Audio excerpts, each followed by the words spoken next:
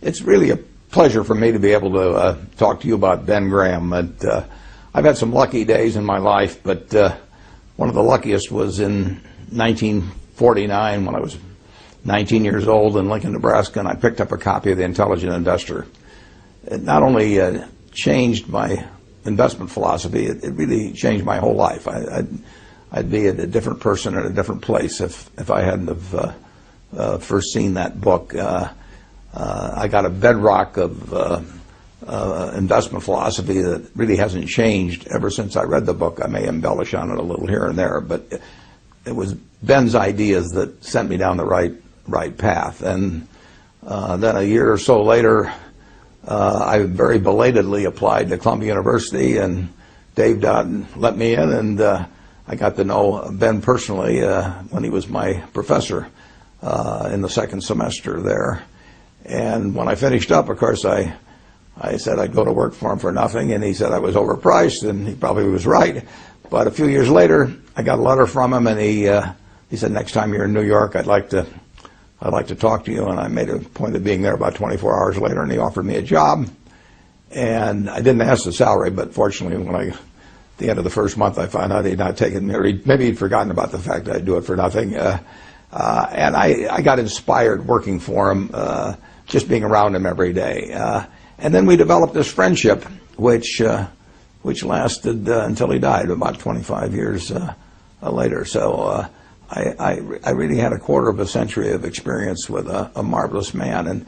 And you all know about his mind and his ideas and the influence they've had on the profession of security analysis, the influence they probably had on you and your own portfolios, and certainly me. But the human side was just as impressive. He was a generous man. When my first son was born, shortly after I went back to take the job in December of 1954, my son was born, and I gave him the middle name of Graham. I named him after my dad, Howard, and then after Ben Graham with the middle name of Graham. And Ben came over to our apartment in White Plains and gave me a camera and a movie projector. It was a lot different doing that sort of thing in those days. And so I could record what was happening with Howard Graham Buffett from virtually the moment he was born. A little later, I think my wife had said something to him about my lack of dancing ability or something, which was well justified. And Ben gave me a certificate for some free lessons at the Arthur Murray Dance Studio in White Plains. That may have been the worst investment he ever made. He did not get his money's worth when he did that. He moved out to California in 1956, and my family visited him time after time, and he was always encouraging.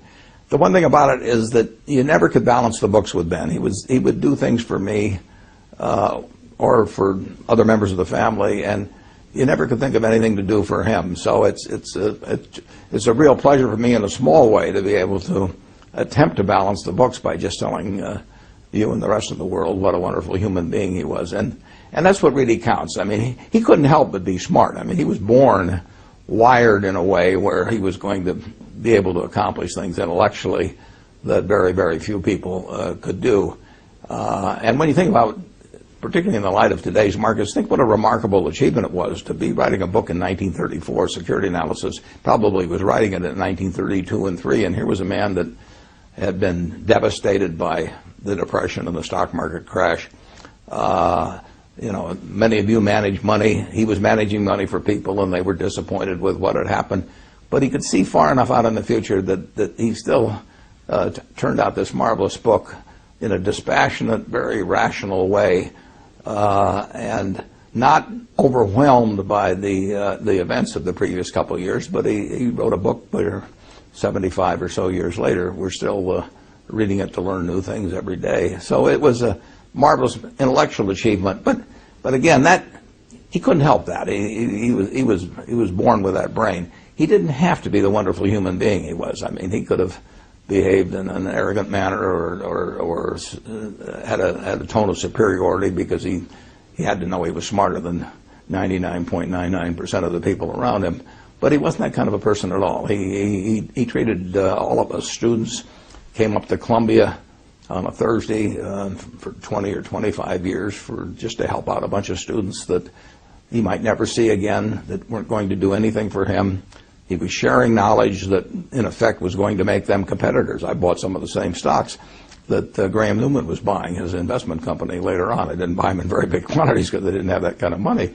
But he was creating competitors. It didn't bother him. He used current examples. We would sit there in class, and he would tell us about things that we never would have found on our own. But he was just a generous man in every way, and I was lucky to know him, and I hope you've gotten to know him a little bit through these comments.